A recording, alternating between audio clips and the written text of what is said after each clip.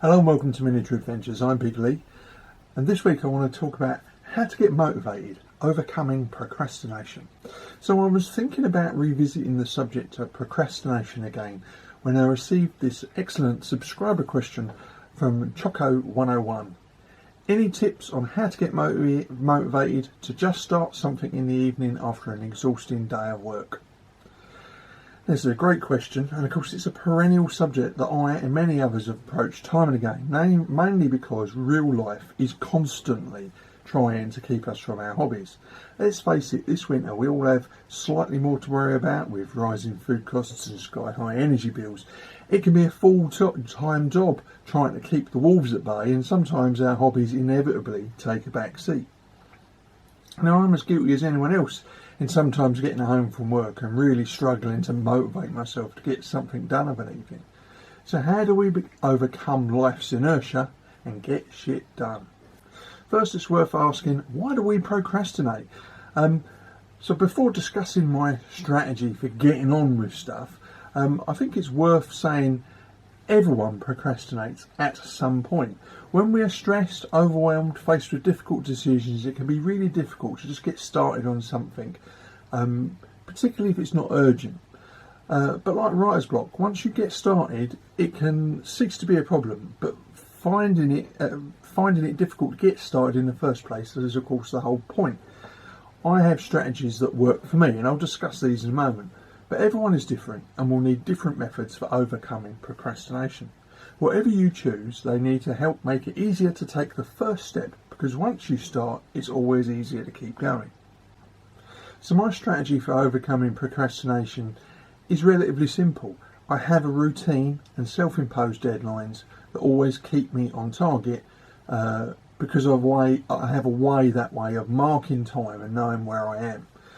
I try to go up to my operations room up here for at least half an hour of an evening after dinner and manage this most days.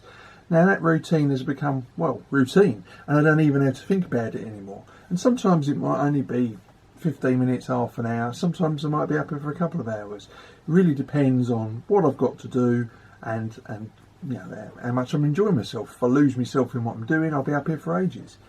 And I also have a very compartmentalised way of painting, breaking down large jobs into much smaller tasks, about 15 minutes duration. If I have half an hour, I can get 2 jobs done. If I have an hour, I can get 4 done. That way, no matter whether I have a little or a lot of time, I feel like I'm making progress as I tick jobs off my mental to-do list. But I'd also say that flexibility is vitally important. Don't beat yourself up if you have to take time off. If you just want to spend an evening watching telly with your partner, read a book, or just have an early night, don't worry about it. It's not the end of the world. So I set myself long and medium-term goals and assign approximate timescales for their completion without going into the minutiae of what I'm going to be doing on any given evening. Life has a way of lobbing curveballs in our direction, and that sort of rigid planning will quickly become the millstone around your neck that increases the hobby procrastination rather than reduces it. My next section is entitled Friends with Benefits, but I better rush on and explain what I mean. As a means of motivation, I highly recommend organising online paint and chat sessions with your friends. During lockdown, the Rejects, for instance, gathered online every week, and it worked so well we all agreed to continue doing it long after lockdown ceased and games resumed. It's proven to be a great motivator to have something ready to work on every Monday, and the boost of painting productivity seems to last all week. But to extend that metaphor a little bit more friends with benefits, widening this idea out, you could also replicate this weekly paint and chat idea to face-to-face groups down the club if you have one. It's a great way to share skills and techniques and knowledge, as well as giving you a chance to plan new projects or just talk about other stuff while you paint. In many ways, this is just a face-to-face version of online events like the Analog Hobbies Painting Challenge. Now, that particular competition starts in a couple of weeks, and I take part every year. I've done for several years now, and it's that self-imposed but friendly peer pressure of the challenge that keeps me on track, and I usually get a lot painted in the 3 months of the event. Harnessing the friendly competitive spirit goes a long way to overcoming life's inertia, and it's a great way to break the back of a stubborn project. I usually get entire projects done during the 3 months of the challenge, and that gives me the other 9 months of the year to enjoy playing with what I've painted. So that is my method, if you can call it that, for overcoming procrastination. But what are your strategies? Everyone that has watched my monthly channel updates will know that I don't always get everything done that I want to.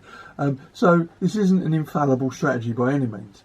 How do you get yourself motivated when the hobby mojo is waning? As always, I'd love to hear what your experiences and ideas in the comments below. So if you enjoyed the video, please like, subscribe and share. And if you want to keep up to date with weekly content from this channel, please tap the bell notification icon. So until next week, stay safe, keep gaming and of course, keep rolling high.